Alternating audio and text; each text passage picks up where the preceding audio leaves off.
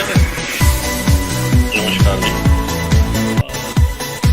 Sir हम लोग अभी लाइव कर दे रहे हैं, ठीक है। ओके।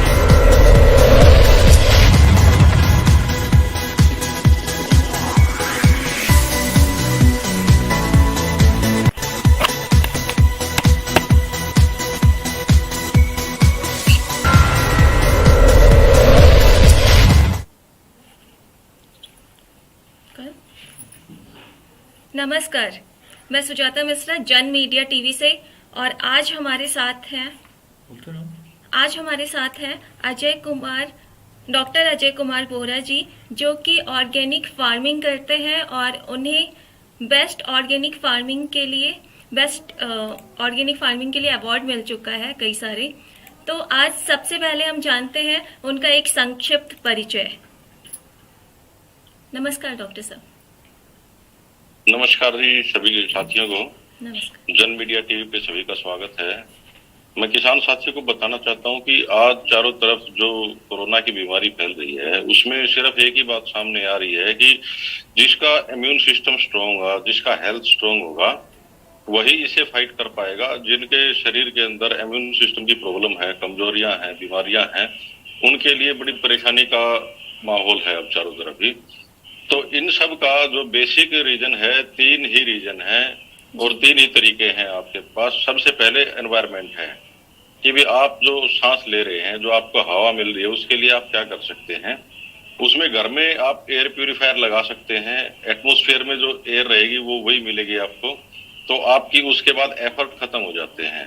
उसके बाद इश्यू आता है कि हवा के बाद पानी का।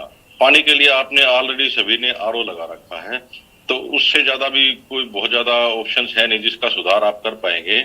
उसके बाद तीसरी जो सबसे जरूरी चीज है आपकी इम्यूनिटी के लिए, वो है खाना, भोजन। हम जो भोजन करते हैं वो बहुत ही महत्वपूर्ण चीज है जिसपे सभी साथियों को अब ध्यान देने की जरूरत है कि हम क्या खा रहे हैं और क्या खाना चाहिए, और जो हम खा रहे हैं उसके अंदर कितना बेनिफिशियल प्रोडक्ट है और कितना हार्मफुल कंटेंट है। तो इस चीज को देखते हुए ऑर्गेनिक फार्मिंग एक ऐसा टॉपिक है, एक ऐसा विषय है जिसके ऊपर आपको स्टडी करने की और काम करने की जरूरत है। और बहुत सारे नए नए हमारे नौजवान इसमें काम कर रहे हैं और हमारे पास बहुत सारे लोग ट्रेनिंग लेने के लिए भी आते हैं। हम ऑर्गेनिक फार्मिंग की ट्रेनिंग देते हैं। डॉक्टर बोहरा हमारा यूट्यूब चैनल है, आपको फ्री ट्रेनिंग के हमारे वीडियोज मिल जाएंगे। अब मैं आपको बताने जा रहा हूँ कि ये एक इतनी लंबी चौड़ी रेंज है, इसमें जमीन की प्रिपरेशन से लेके और हार्वेस्टिंग तक किन किन डिफिकल्टीज का फार्मर को सामना करना पड़ता है, ये मुख्य पॉइंट हैं जिनका आपको जानना जरूरी है। अगर आप फार्मिंग करते हैं और नहीं भी करते हैं तो भी आपको पता होना चाहिए। आने वाले टाइम में आपको करनी पड़ेगी जो सिचुएशन बनती आ रही है। तो इसमें सबसे पहले किसान के आगे समस्या आती है कि हम भूमि की शुरुआत कैसे करें, जिसने पहली बार ऑर्गेनिक फार्मिंग स्टार्ट करनी है। तो उसमें सबसे पहला स्टेप है किसान के लिए, 1 एकड़ जो एक किला होता है हमारे यहाँ 200 बाई 220 फीट का, उसके अंदर 10 से 12 गोबर की ट्रॉली खाद आपको अरेंज करके रखना है। हम फार्मिंग स्टार्ट कर देते हैं, हमें गोबर की खाद मिलती नहीं है, पहले ध्यान नहीं देते हैं, तो यहाँ पे आके स्टक हो जाता है। फिर प्रोडक्शन में कमी आती है क्योंकि पूरी जो न्यूट्रिएंट हमारी जमीन को चाहिए होता है, जो हमारे प्लांट को चाहिए होता है, हम उसकी पूर्ति नहीं कर पाते। तो सबसे पहले आपको जब भी फार्मिंग करनी हो तो पहला स्टेप यही है कि 10 से 12 ट्रॉली गोबर की आपको प्रबंध करके रखनी है। गोबर आपका 1 से 1.5 साल पुराना हो। अगर पुराना गोबर नहीं मिल पा रहा है तो ताजा गोबर गौशाला से या फार्मर लोगों से लेके उसका एक बेड बनाएं अपने खेत में।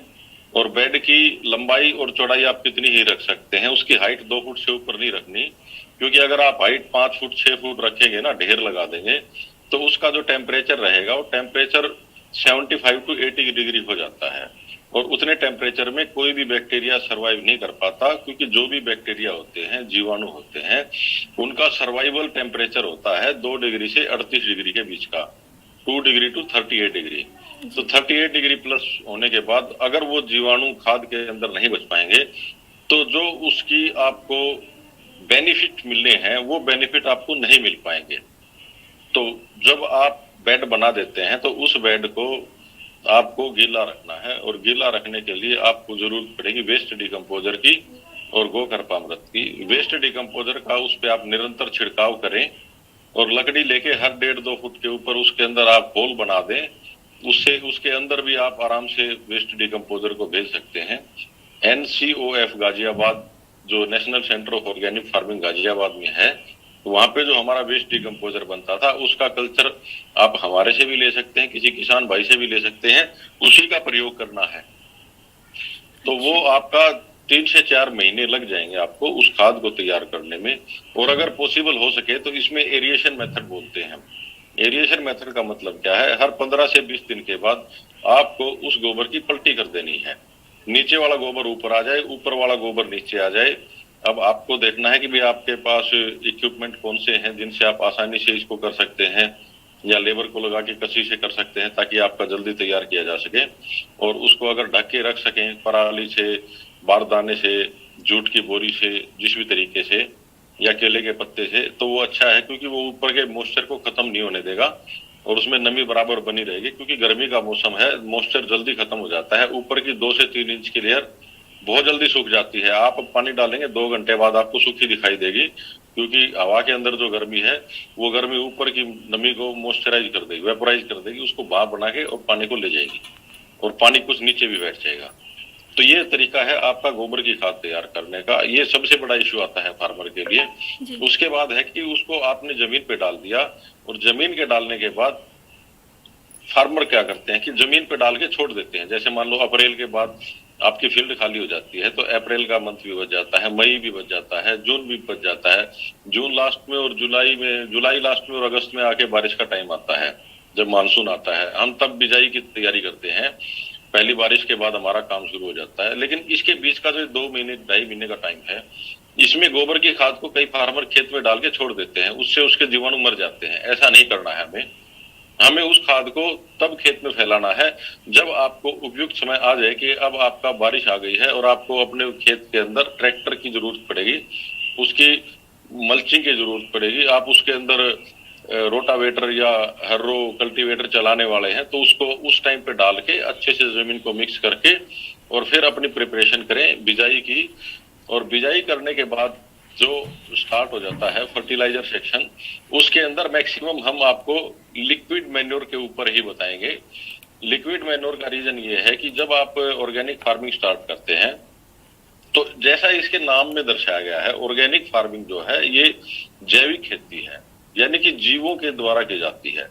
आप जो खाद डालेंगे इसमें क्योंकि कोई केमिकल नहीं है, तो इसमें जीवाणु ही जाते हैं। जिस भी फॉर्म में आप तैयार करके खाद डाल रहे हैं, उस फॉर्म में जो बैक्टीरिया है, माइक्रो बैक्टीरिया है, जो जीवाणु है, वो जमीन पे जाके अपना काम करते हैं और आपकी खेती में मदद करते हैं या सहायता करते हैं। तो आपने जो लिक्विड खाद तैयार करनी है वो हम 1 एकड़ के आपका पायलट प्रोजेक्ट मान के और आपको आज गाइड करेंगे कि आप मान लो स्टार्ट कर रहे हैं या कर रखा है और 1 एकड़ से आपका फार्म है, उसमें आप जो ऑर्गेनिक का इशू बनता है कि आपका पहले साल में प्रोडक्शन कम आएगा और दूसरे साल में और तीसरे साल में आप ऑर्गेनिक हो पाओगे, वो क्रॉप के वाइज डिपेंड करता है। भी पहले अगर आपने गन्ना, धान या कपास की क्रॉप ले रखी है तो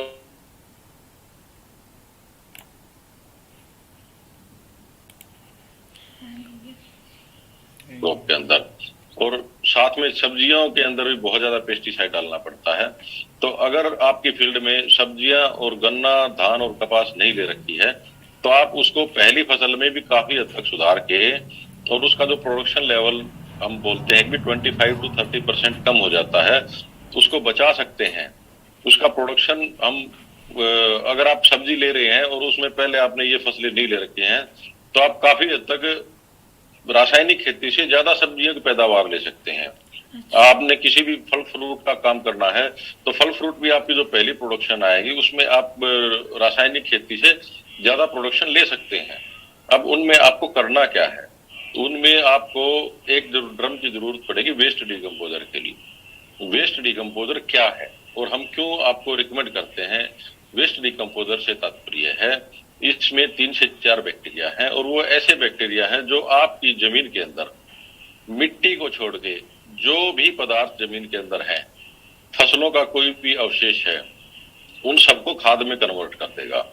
और वो जो खाद में कन्वर्ट होगा उसका आपको मान लो वो 2 या 3 फसल के बाद कन्वर्ट हो पाना था, वो पहले ही उसको कन्वर्ट कर दिया, तो आपकी जो फसल है उसको खाद की प्रचुर मात्रा उससे मिल जाती है। और दूसरी बात, नॉर्मली किसान भाई जानते हैं हम हर 3-4 साल में खेत के अंदर पुलाव निकालते हैं। अब पुलाव निकालने का मतलब क्या होता है कि नीचे की मिट्टी को ऊपर लाया जाए और ऊपर की मिट्टी को नीचे दबा दिया जाए। जमीन में पलटी मारते हैं और वो पलटी मारते हैं अप्रैल के महीने में, जब फसल से हम फ्री हो जाते हैं। और जो अप्रैल लास्ट का और मई का और जून का और जुलाई का टेम्परेचर है वो जमीन पे पड़ता है, उसको हम सनबर्न बोलते हैं कि जमीन के ऊपर धूप का लगना बहुत जरूरी है। वो जो धूप लगती है उसमें क्या होता है, जमीन के अंदर जो हमारी शत्रु फंगस धीरे धीरे पनपनी स्टार्ट हो जाती है। अगर वो धूप उसमें लग जाती है तो वो फंगस खत्म हो जाती है। अब उस फंगस का क्या कारण है, जो बैक्टीरिया हम आपको बता रहे हैं कि जिस तरह वेस्ट डिकम्पोजर में 3 से 4 बैक्टीरिया है, तो वो बैक्टीरिया हमारे मित्र बैक्टीरिया है जो हमारी सहायता करते हैं। वो अकेला खाद बनाने में सहायता नहीं करते, वो आपके जो शत्रु बैक्टीरिया हैं उनको कंट्रोल करने में या कहीं ना कहीं खत्म करने में या उनको मल्टीप्लाई होने की क्षमता को खत्म करने में भी हमारी मदद करते हैं। तो इसीलिए वेस्ट डिकम्पोजर का आपका जैविक खेती के अंदर अहम योगदान है और बहुत ही महत्वपूर्ण रोल प्ले करता है। तो उसका हर किसान साथी को प्रयोग करना है, उसको हल्के में नहीं लेना है।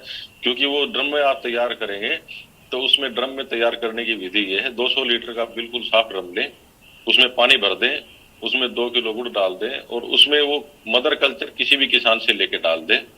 वो जो कल्चर आप डाल रहे हैं, अगर आपने 100 ml डाल दिया, 200 ml डाल दिया, 500 ml डाल दिया या 5 लीटर डाल दिया, बराबर ही काम करेगा। क्योंकि अगर उसमें इंजेक्शन भर के भी आपने डाल दिया तो वो भी उसके अंदर सारे के सारे बैक्टीरिया आ जाते हैं। ये इतने सूक्ष्म जीव होते हैं जो आंखों से दिखाई नहीं देते हैं, उनकी करोड़ों अरबों में संख्या होती है थोड़े से एरिया में भी। तो उस ड्रम में जब वो कल्चर डाल दिया तो उसको गर्मी के दिनों में 4 से 5 दिन तक हमें सुबह शाम 5 से 10 मिनट तक के लिए हिलाना है, साफ लकड़ी को लेके। अब हिलाने का पर्पज क्या है कि किसान भाई बड़े कंफ्यूज हो जाते हैं, जी डाल दिया अब इसमें हिलाना क्यों जरूरी होता है। हिलाने के पीछे रीजन ये है, हम जो गुड़ डालते हैं, गुड़ का खुद का कोई काम नहीं होता, गुड़ से कोई खाद नहीं बनती। हमने जो बैक्टीरिया डाला है वो बैक्टीरिया मल्टीप्लाई होता है, वो अपनी कॉलोनियां बनाता है उसके अंदर। तो उनके मल्टीप्लाई होने के लिए और उनके जीवित रहने के लिए उनको भोजन की जरूरत पड़ती है। और भोजन के तौर पे जो मीठा होता है, सारे साल आपको नारियल पानी नहीं मिल आपको गन्ने का जूस नहीं मिल सकता। इसीलिए गुड़ रिकमेंड किया जाता है कि गुड़ आपको किसी भी एरिया में और किसी भी सीजन में इजीली अवेलेबल हो जाएगा। तो गुड़ की फॉर्म में हम रिकमेंड करते हैं और एक आपको मिनिमम क्वांटिटी रिकमेंड करते हैं कि आपको 2 किलो डाल देना चाहिए 200 लीटर के ड्रम में। तो वो आपका 4 से 5 दिन में तैयार हो जाएगा। और सर्दी का अगर टाइम है तो आप 7 से 8 दिन मान के चलिए। तैयार होने के बाद नए किसान साथियों को नहीं पता चलता कि भी इसमें कैसे पता चलेगा तैयार हो गया। जब वो तैयार हो जाएगा उसके ऊपर एक व्हाइट कलर की लेयर बननी स्टार्ट हो जाएगी। उस लेयर का मतलब ये है कि आपका वो कल्चर तैयार हो चुका है, उसको आप खेत में प्रयोग कर सकते हैं। तो 1 एकड़ में अगर आपके खेत में फसल लगा के रख रखी है तो आप 1 एकड़ में 200 लीटर का एक ड्रम चला दें, उसमें नीचे 1-2 लीटर रख लें ताकि आगे आप मल्टीप्लाई कर सकें उसका। और अगर किसी साफ बर्तन में अलग से मदर कल्चर को रख सकते हैं तो ज्यादा बढ़िया रहेगा। उस पे सूती कपड़ा ढके और रस्सी से बांध के रखें, छांव में रखें, धूप में नहीं रखना है। क्योंकि अगर 38 डिग्री प्लस टेम्परेचर जाएगा तो आपके बैक्टीरिया मरने स्टार्ट हो जाएंगे। और अगर आपके पास ऐसी सिचुएशन है कि छांव की व्यवस्था भी नहीं है, खेत में पेड़ भी नहीं है, खेत के अंदर कोई शेड भी रूम भी नहीं बना रखा है, तो उन किसान भाइयों से मैं रिक्वेस्ट करूंगा कि वो 70 to 75% गड्ढा खोद के जमीन में ड्रम को दबा दें और उसके अंदर तैयार कर लें और उस पे सूती कपड़े की 2-3 लेयर बना के उसको रख के उसको रस्सी से बांध दें। तो वो जमीन में अगर दबा रहेगा तो उसका टेम्परेचर हाइट पे नहीं आएगा, नहीं बढ़ पाएगा और आपका मदर कल्चर आप आराम से मेंटेन कर सकते हैं और सर्दी में भी डाउन नहीं जाएगा। क्योंकि हमारे यहाँ ठंड कई बार ज्यादा पड़ती है तो टेम्परेचर 2 से नीचे चला जाता है, तो हम उस चीज से बच सकते हैं। तो ये पार्ट था हमारा वेस्ट डिकम्पोजर का। अगर आपने खेत में बिजाई नहीं कर रखी है और आपके पास टाइम है तो आप 1 एकड़ में 600 लीटर वेस्ट डिकम्पोजर चलाएं, 3 ड्रम तैयार करके चला दें। और अगर फसल स्टार्ट कर दी है तो 200 लीटर का एक ड्रम आप स्टार्टिंग में दे सकते हैं। और उसके बाद आप स्प्रेइंग के टाइम पे हर 15 से 20 दिन के अंदर इसका 30% तो वेस्ट डिकम्पोजर और 70% पानी, यानी कि 20 लीटर का स्प्रे टैंक लें या 500 लीटर का स्प्रे टैंक लें, उसमें 30% वेस्ट डिकम्पोजर और 70% पानी, साफ पानी लेके उसका स्प्रे आप किसी भी फसल पे कर सकते हैं। पहले वाले दिन आप छोटे से हिस्से में स्प्रे करके देख लें, क्योंकि कई बार ऐसी क्रॉप हो जाती हैं या स्टेज पे ऐसी भी क्रॉप होती है कि वो थोड़ा सा हैवी डाइट को बर्दाश्त नहीं कर पाते हैं। तो ये मिनिमम डाइट है, हैवी वाली बात नहीं है। वैसे तो किसी भी फार्मर को अभी तक इसमें समस्या नहीं आई है जो हमारी नॉलेज में है। तो उसके बाद आप इसकी स्प्रेइंग को धीरे धीरे बढ़ा सकते हैं। 30% से लेके आप जब तीसरा चौथा स्प्रे करें तो उसमें आप इसको 50% पे ले आए, 50% वेस्ट डिकम्पोजर और 50% पानी। और जब आप 3-4 स्प्रे और कर लेते हैं तो उसके बाद आपको 100% पे इसको लेके आ सकते हैं। डायरेक्ट वेस्ट डिकम्पोजर का भी स्प्रे कर सकते हैं। बागवानी में तो जो बड़े प्लांट हो जाते हैं, 3-4 साल के प्लांट हो जाते हैं, हम उनमें डायरेक्ट वेस्ट डिकम्पोजर का ही स्प्रे करते हैं। हम उसमें पानी नहीं मिलाते हैं क्योंकि हमें ज्यादा हैवी डाइट की जरूरत पड़ती है। ये बहुत सारे न्यूट्रिएंट का काम भी करता है, कीट पतंगों पे भी कंट्रोल करने में मदद करता है हमारी। अब उसके बाद दूसरा पार्ट आ जाता है कि भाई हमने लिक्विड मैन्योर में और क्या तैयार करना है। दूसरा है गोकरपामृत। गोकरपामृत का कल्चर आपके पड़ोस में जो भाई जैविक खेती करते हैं, ऑर्गेनिक फार्मिंग करते हैं, उनके पास भी मिल जाएगा और हमारे पास भी मिल जाएगा। इसके अंदर 63 टाइप ऑफ बैक्टीरिया है, 63 तरह के बैक्टीरिया हैं जिनकी आपको बहुत ज्यादा जरूरत पड़नी है। क्योंकि जितने तरह के बैक्टीरिया को आपको जरूरत पड़नी है वो सारे तरह के बैक्टीरिया इसके अंदर मौजूद हैं। इसको तैयार करने की विधि सेम है वेस्ट डिकम्पोजर की तरह ही। 200 लीटर का ड्रम लें, उसमें पानी भर दें, 2 किलो गुड़ डाल दें और ये कल्चर डाल दें। और इसके अंदर साथ में आपको 2 लीटर गाय के दूध से बनी हुई लस्सी, छाछ, मठा, आपके एरिया में जो भी लैंग्वेज में आप बोलते हैं उसको डालना है। गाय के दूध से दही बनाना है, उसके अंदर से मक्खन को निकाल लेना है। उसके बाद जो बचता है, हमारे यहाँ उसको हम लस्सी बोलते हैं, उसको डालना है। और उसको भी सेम तरीका है खेत में यूज करने का और स्प्रे करने का। इनको आप इकट्ठा यूज भी कर सकते हैं और इकट्ठा स्प्रे भी कर सकते हैं। 30% में आप 15% वेस्ट डिकम्पोजर डालें, 15% आप गोकरपामृत डालें, 70% पानी डालें और स्प्रे कर दें स्टार्टिंग में। और मात्रा बढ़ा सकते हैं, इसकी मात्रा आप ज्यादा भी कर सकते हैं। इसकी मात्रा डायरेक्ट स्प्रेइंग में भी आप ले सकते हैं।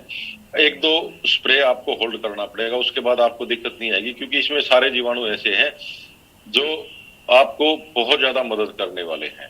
और जो आप खेत में पानी के साथ देंगे, इसकी मात्रा आपको ज्यादा चलानी है। एक बार में पहले पानी के साथ आप 2000 लीटर आपको हम रिकमेंड करेंगे, आप 1 एकड़ में चला सकते हैं।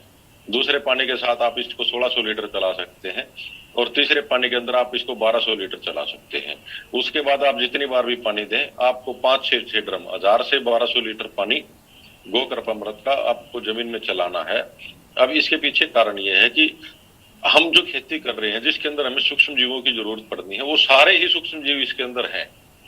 तो वो जितनी ज्यादा मात्रा में हम अपनी भूमि को दे पाएंगे, अपनी जमीन को दे पाएंगे, उतना ही अच्छा परिणाम हमें मिलने वाला है और उतना ही बेनिफिट हमें मिलने वाला है। उतना ही हम जो हमारी शत्रु फंगस हैं, जो हमारी बीमारियां हैं, जो फसल पे आती हैं, जमीन के अंदर आती हैं, पौधों के ऊपर आती हैं, हम उतना ही उनको कंट्रोल कर पाएंगे। इसका स्प्रेइंग के अंदर भी 15 से 20 दिन में आपको इसको यूज करना ही करना है। इसमें किसी भी तरह की लापरवाही नहीं बरतनी है, क्योंकि ये आपकी काफी मदद करेगा।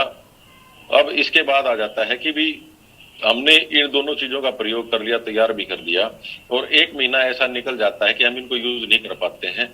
तो ये तो लाइफ टाइम के लिए है हमारे पास। ये प्रोडक्ट एक बार लेने के बाद आपको दोबारा जरूरत नहीं पड़ेगी। आप इनको मल्टीप्लाई कर सकते हैं। अगर आप इनका यूज नहीं कर पा रहे हैं तो 25 से 30 दिन के साइकिल में आप याद रखें, डायरी में नोट करके रखें। आपको जितनी मात्रा में पहले डाला था उसके अंदर गुड़ और लस्सी, वेस्ट डिकम्पोजर में अकेला गुड़ डालना है और गोकरपामृत में लस्सी और गुड़ दोनों डालने हैं। उतनी ही में 2-2 किलो या 2 लीटर ऐड कर देना है, डाल देना है और 3-4 दिन तक हिलाना है, ताकि ये कल्चर आप आगे इसको कैरी फॉरवर्ड कर सके, ये कल्चर आपको आगे मिल सके। तो इससे आप इस तरीके से, अगर आप 2 महीने 4 महीने यूज भी नहीं कर पा रहे हैं तो उसको आप मल्टीप्लाई कर करके और आगे यूज कर सकते हैं। सारी उम्र आपके लिए काम करेंगे। इनमें ध्यान रखना है, जो भी आप इसमें बर्तन डालें, लकड़ी डालें, साफ सुथरा धुला हुआ हो। एक का बर्तन या लकड़ी दूसरे में ना डालें, दोनों के अलग अलग रखें, तो इससे आपको दिक्कत नहीं आएगी। और जो एनवायरनमेंट में फंगस है वो किसी भी कीट पतंगे से आपके जो मदर कल्चर है उनको इन्फेक्टेड नहीं कर पाएगी और आपको बेनिफिट मिलेगा। इसके बाद हम आते हैं फंगिसाइड के ऊपर। हमारी फील्ड में बहुत तरह की फंगस आती है, सब्जियों में दुनिया भर की फंगस आती है, फसलों में दुनिया भर की फंगस आती है, और फार्मर लोग सीड की दुकान पे जाते हैं, पेस्टिसाइड की दुकान पे जाते हैं और बहुत सारा लिक्विड कंटेंट बोतल के अंदर या पाउडर फॉर्म में लेके आना पड़ता है, सॉलिड फॉर्म में, और उसको स्प्रे करना पड़ता है। वो इतने हार्मफुल केमिकल लेके आते हैं पेस्टिसाइड के और फंगिसाइड के कि कंपनियां भी रिकमेंड करती हैं कि इससे पहले आप पीपी किट पहने, आपके प्रॉपर ग्लव्स होने चाहिए हाथों पे, आपने आंखों पे चश्मा पहन रखा हो, और इसके आगे इन चीजों का ध्यान रखना है, बाद में हाथों को साबुन से बार बार धोना है। लेकिन किसान साथी किसी भी चीज का ध्यान नहीं रखते और दुकानदार भी बहुत लापरवाही बरतते हैं इन चीजों को बताने में और देने में, क्योंकि ये सारी चीजें पेड होती हैं और फार्मर पैसे नहीं देगा इस बात को सोच के वो लोग रिकमेंड भी नहीं करते हैं। लेकिन ये निहायत ही गलत है। जो चीजें यूज करने के लिए इतनी सावधानियां बरतनी पड़ेंगी तो नो डाउट वो सांस के साथ तो जाएगी, और अगर फार्मर के सांस के साथ अंदर जा रही है, फेफड़ों में जा रही है, तो नुकसान भी उतना ही करेगी जितना बाहर करना चाहिए, जितना हाथों के थ्रू जाना चाहिए उतना ही एनवायरमेंट के थ्रू करता है। तो हमें इसमें ध्यान रखना है। जो हम फंगिसाइड तैयार कर रहे हैं वो लस्सी से तैयार होगा। जो लस्सी हमारी सड़ जाती है, आपके पास 2-3 ऑप्शन है इसमें। आपके पास मटका है जो रिश्ता नहीं है, वो मटका लेके जमीन में दबा दें, उसको गर्दन तक दबा दें और उसमें लस्सी डाल दें और कॉपर के आइटम डाल दें। कोई भी सूती कपड़ा लें, 4-5 फोल्ड करके कपड़ा रख के ढक्कन रखे, उसके ऊपर आप कोई भी ईंट रख दें तो वो आपका एयर टाइट बंद हो जाएगा। उसको आपको 25 to 30 डेज रखना है, उसके बाद आप उसको यूज कर सकते हैं। आपका किसी भी प्रकार का फंगस का अगर प्रॉब्लम है तो आप 300 ml लस्सी लें और 300 ml गौमूत्र लें और 18 से 20 लीटर पानी में मिला के उसका स्प्रे कर दें। आप उसका फंगस को नियंत्रण में कर सकते हैं। और अगर आप रूटीन में इसका प्रयोग कर रहे हैं तो आप प्रिकॉशन के तौर पे प्रयोग कर ले तो आपको फंगस की दिक्कत भी नहीं आएगी। और इसी तरीके से अगर आपके पास मटके की सुविधा नहीं है तो आप किसी भी ड्रम में तैयार कर सकते हैं। ये जितना पुराना होगा उतनी ही इसकी मात्रा कम होती जाएगी, ये कभी एक्सपायर नहीं होगा। इसमें कीड़े पड़ते हैं, किसान साथी घबराएं मत। इसके अंदर पानी नहीं मिलाना है कि आप सोचो ड्रम में इतनी लस्सी डाल दी, पुरानी होगी, पानी मिला देते हैं, कोई दिक्कत नहीं है। लस्सी के अंदर कीड़े पड़ते हैं, वो ऑटोमेटिक बनेंगे, नेचुरल है ये, और उनको छालनी से बाहर निकाल दें और इसको छान के प्रयोग करें। इसके साथ बाद में नंबर आता है पेस्टिसाइड का। पेस्टिसाइड में आप नीम, आक, धतूरा, कनेर, भांग, पपड़ी, लहसुन, प्याज, हरी मिर्च, अदरक, इन सब चीजों को लें। हमने बहुत सारे वीडियो डाल रखे हैं, बहुत डिटेल में इनके बारे में जानकारी दे रखी है। अभी समय कम है तो मैं आपको ब्रीफ में बता पाऊंगा।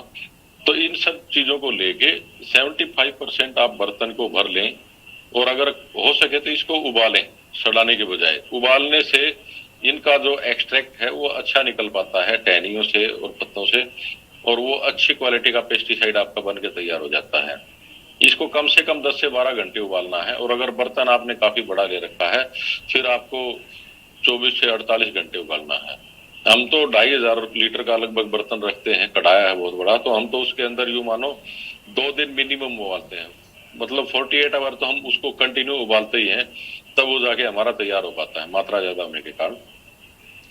तो जो आपका पेस्टिसाइड तैयार हो रहा है, उस पेस्टिसाइड को तैयार करने के लिए आपको जो हमने बताए हैं इन सब टहनियों और पत्तों को आप ले सकते हैं। बाकी कुछ एक एरिया ऐसे हैं जिस तरह जहाँ पे ठंड पड़ती है वहां पे आपको नीम नहीं मिलेगा, आपको आक, धतूरा भी नहीं मिलेगा, कनेर भी नहीं मिलता है। तो उन किसान साथियों से मेरा निवेदन है, आपके क्षेत्र में कोई भी अगर पौधा है जिसको आमतौर पे बकरी और गाय नहीं खाती है, आप उस पौधे की पत्तियों और टहनियों को ले सकते हैं। जिस तरह कांग्रेस घास भी आ जाता है, सत्यानाशी आ जाता है, इन सब चीजों को भी आप डाल सकते हैं। तो इन सब को डाल के इसको उबाल के आप इस पेस्टिसाइड को आराम से स्टोर कर सकते हैं किसी भी प्लास्टिक की कैनी में या ड्रम में। ये लाइफ टाइम कभी खराब नहीं होता। और इसका प्रयोग करने का तरीका है 300 ml से लेके 2 लीटर तक 20 लीटर पानी के अंदर। जो हमारा नॉर्मली 20 लीटर का स्प्रे टैंक होता है, 1 एकड़ में आमतौर पे 3 से 4 टैंक का स्प्रे होता है। और अगर आपके पौधे बड़े हैं, बागवानी कर रखे, तो आपके बहुत ज्यादा टैंक लगने वाले हैं। तो आप 300 ml से लेके 2 लीटर तक आपको एक्सपेरिमेंट कैसे करना है वो मैं आपको बता देता हूँ। शाम के टाइम में स्प्रे करें, अपने फार्म का एक छोटा सा हिस्सा सेलेक्ट करें, जिसमें आपको स्प्रे करना है। उस स्प्रे के अंदर 300 ml पेस्टिसाइड लेना है और 20 लीटर पानी में मिला के उसको स्प्रे करके देखना है, पत्तों के ऊपर नीचे अच्छे तरीके से लगे। और अगले दिन भी आपको अगर कीट पतंगे आपकी उस फील्ड में दिखाई दे रहे हैं, इसका मतलब ये है कि आपको उस पेस्टिसाइड की मात्रा बढ़ानी पड़ेगी। 300 ml, फिर 600 ml करके देखें, फिर 1 लीटर करके देखें, फिर 1 लीटर में नहीं काम चलता, 1.5 लीटर, 2 लीटर में। 2 लीटर में एक बार आपकी फील्ड में जितनी मात्रा तय हो जाती है, सेट हो जाती है, उसके बाद आप उसको कंटिन्यू करें, बाकी फील्ड में भी स्प्रे कर दें। और सारे साल इसको तैयार करने की जरूरत नहीं है। लस्सी का और जो पेस्टिसाइड है, इन दोनों को आप एक बार तैयार करके रख लें और ये सारी साल आप उसी में से प्रयोग करते रहें, तो आपको किसी भी तरीके से दिक्कत नहीं आएगी। तो ये आपका पेस्टिसाइड का भी हमने कवर कर दिया है, तो आपका फंगीसाइड का भी हमने कवर कर दिया है।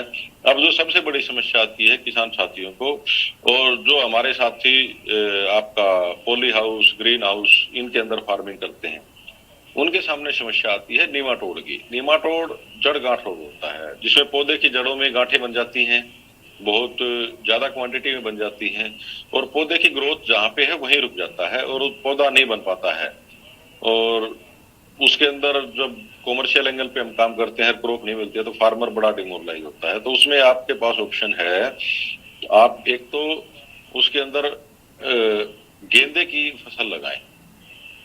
अगर आपने बाग लगा रखा है या सब्जियां लगा रखी हैं, तो पौधों के साथ साथ आप गेंदे की क्रॉप कर लें, तो उसमें आपको फूल भी मिल जाएगा, फूल को बेच भी सकते हैं।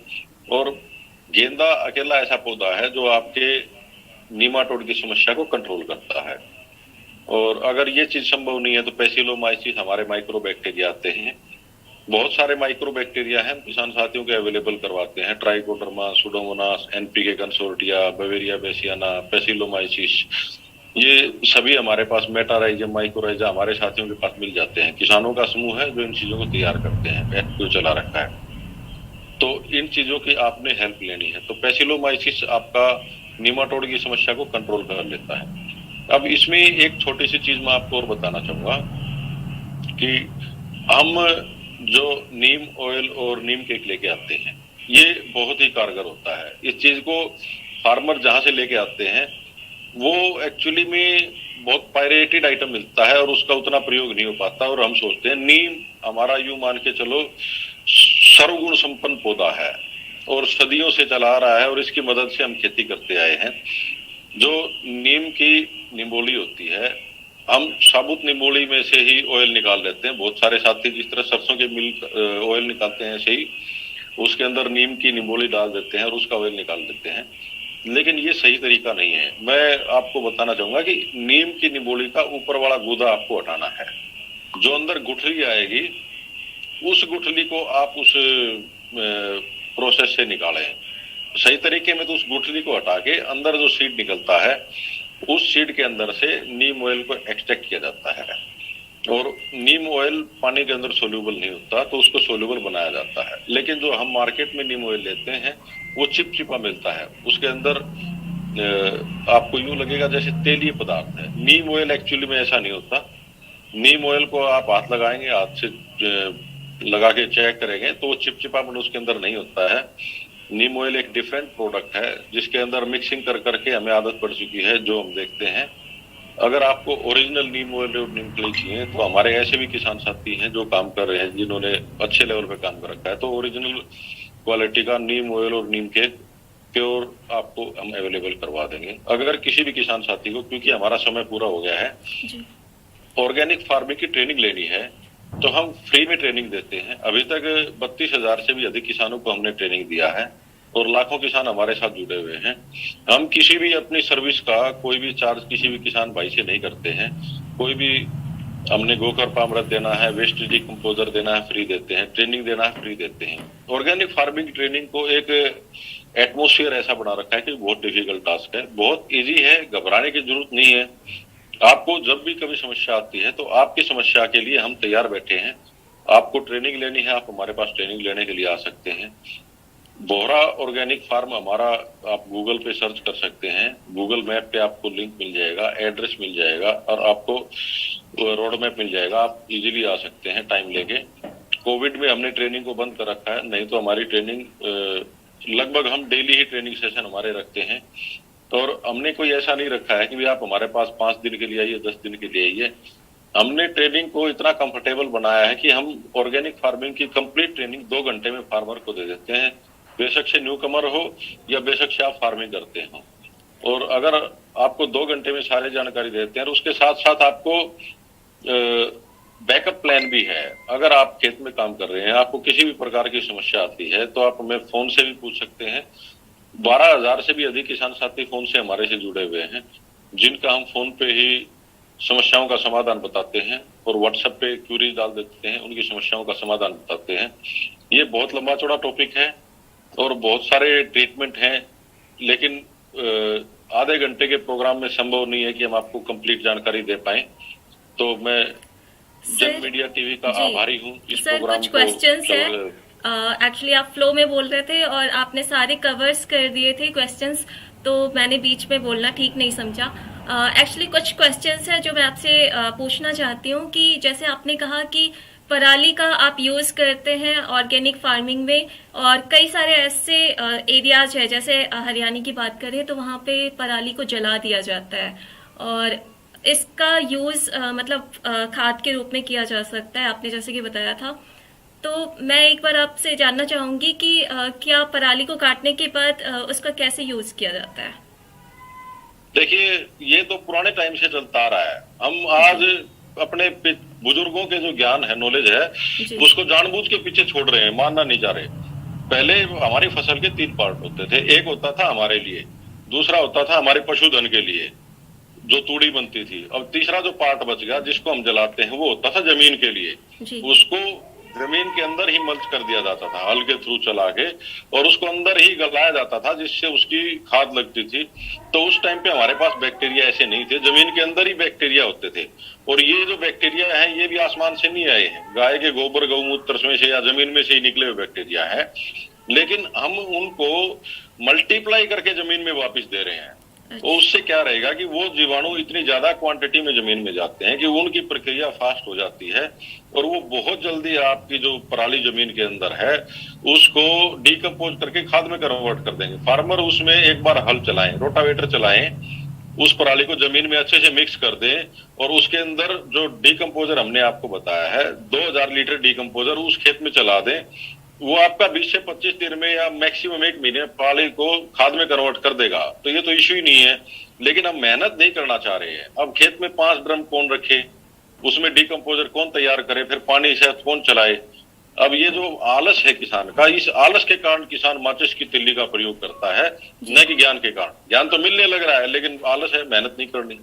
सर एक और क्वेश्चन है, जैसे कि आपने बताया कि पेस्टिसाइड्स का यूज करते हैं, और कई सारे आपने बताया फंगिसाइड आई थिंक आपने कहा था।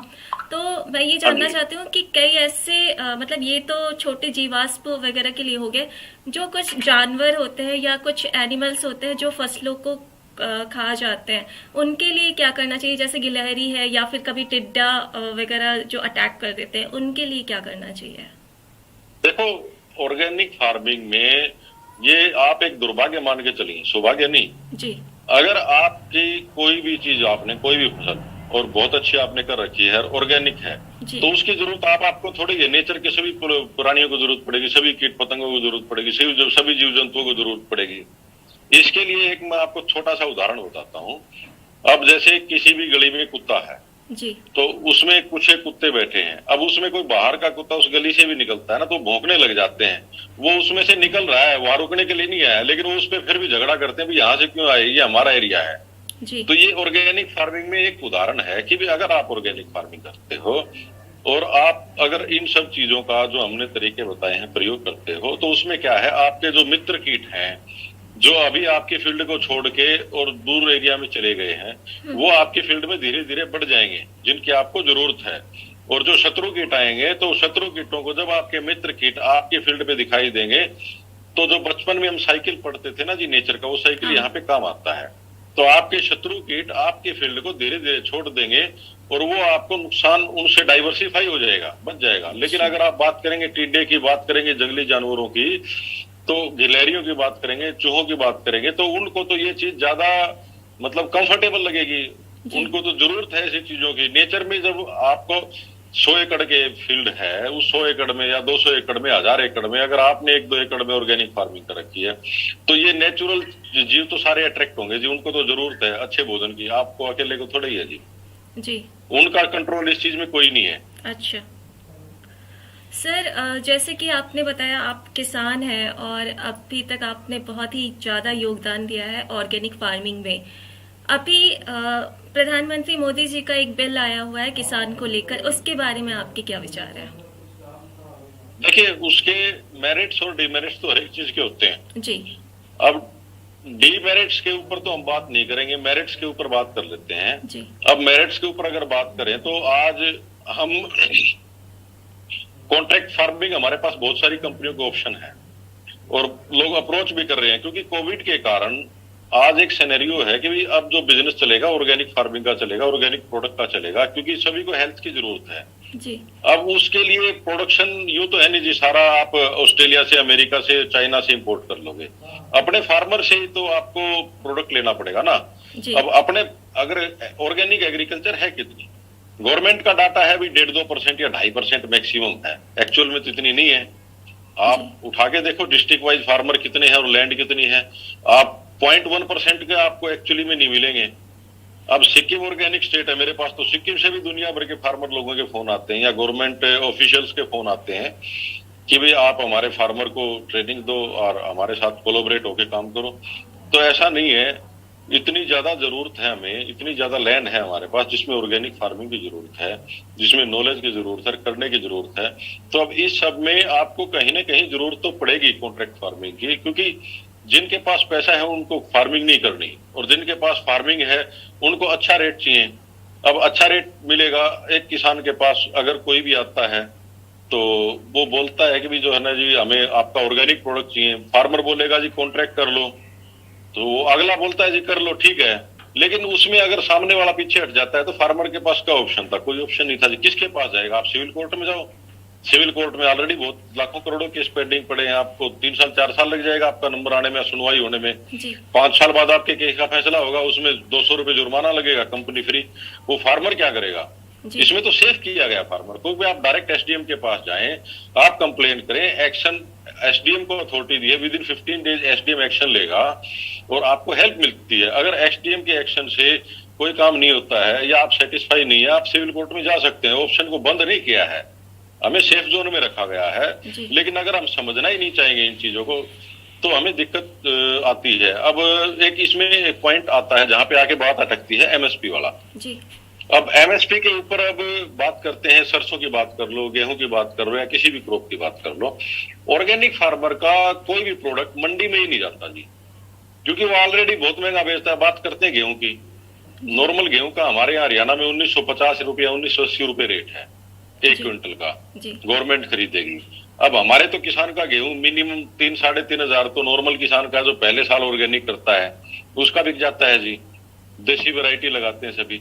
और जो अच्छे काम कर रहे हैं, जिन्होंने अच्छी समाज में पकड़ बना रखी है या 3-4 साल हो चुके हैं या जिन्होंने ऑर्गेनिक सर्टिफिकेशन करवा रखी है या रेपुटेशन है, उनका तो 4,500-5,000 रुपए गेहूं बिक रहा है। हमने बिकवाया जी 5,500 हजार रुपए क्विंटल, हमने खुद का बेचा है जी 12,000 रुपए क्विंटल में गेहूं को, ऑर्गेनिक को, ब्लैक व्हीट को।